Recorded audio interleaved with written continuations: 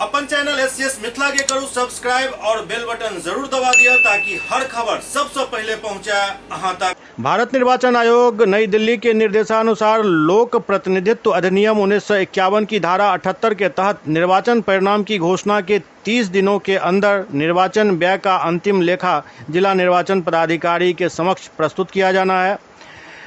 उल्लेखनीय है कि अभ्यर्थियों द्वारा अपने दैनिक लेखापंजी, बिल, वाउचर्स एवं सहायक दस्तावेज के साथ एनेक्सर E2 के अनुसार विवरण प्रस्तुत करना है। साथ ही सार विवरण भाग 1 से भाग 4 तक एवं अनुसूची 1 से 11 तक एक्नॉलेजमेंट के साथ दाखिल किया जाता है।